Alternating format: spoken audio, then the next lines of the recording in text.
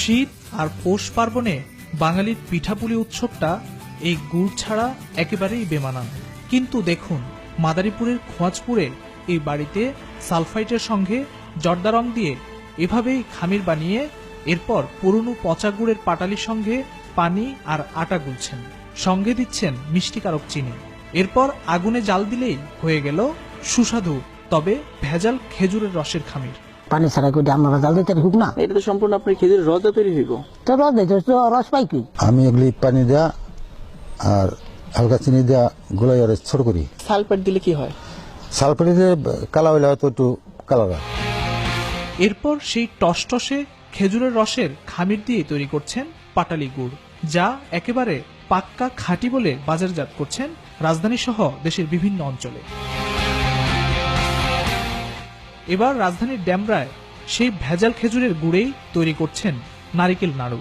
ভেজাল এখানেই শেষ নয়, যে নাড়ুতে শুধু গুড় আর নারিকেল থাকার কথা সেখানে ঢের বেশি মিশছে আটা।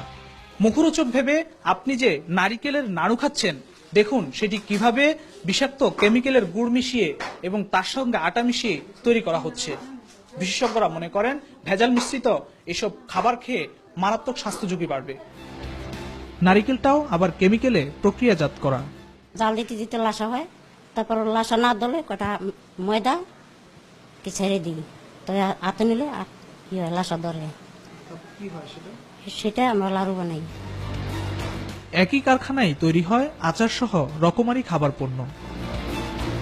যাত্রাবাড়ির দয়াগঞ্জে আরেক কারখানায় স্যাঁতস্যাঁতে পরিবেশে পাথরের চুন গুলিয়ে তার মধ্যে লাউ ভিজিয়ে তৈরি করছেন মোরব্বা, তাও আবার একেবারেই নোংরা পরিবেশে। চিনি আর লাউ কুমড়া যেসুন যেটা পাই, চুন হালকা দিতে হয়। চুনা খাওয়ার চুনা, এটা পাথর চুনা খাওয়ার চুনা।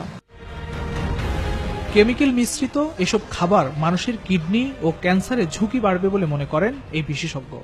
রাসায়নিক দিয়ে বা কেমিক্যাল দিয়ে বানায়, এটা খুবই দুর্ভাগ্যজনক এবং এই ধরনের জিনিসগুলো আমার লিভার এবং কিডনিকে একেবারেই শেষ করে দেবে। জনস্বাস্থ্যের ক্ষতিকারক যে কোনো খাদ্য হোক আর ওষুধ হোক, এটার একটা বড় শাস্তি হওয়া দরকার, দৃষ্টান্তমূলক শাস্তি হওয়া উচিত, যাতে অন্যরা দেখে ভয় পায়, তারা যেন এই কাজটা আর করতে সাহস না পায়।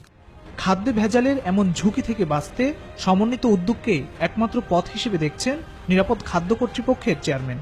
কর্তৃপক্ষ প্রতিষ্ঠার পর থেকে আমরা আমাদের অনেক অগ্রগতি অর্জিত হয়েছে। খাদ্যের নিরাপত্তা এবং সংরক্ষণ এসব ক্ষেত্রে যে সাধারণ জ্ঞানগুলো আছে, সেই জ্ঞানগুলো আমরা মানুষকে আগে এভাবে যদি সচেতন করতে পারি, তাহলে অনেকাংশে আমাদের এই যে খাদ্যের নিরাপত্তার যে ঝুঁকি, সেটা অনেক কমে আসবে। পাশাপাশি খাদ্য আইনের কঠোর প্রয়োগের দাবি ভোক্তাদের। ফখরুল ইসলাম, নিউজ 24, ঢাকা।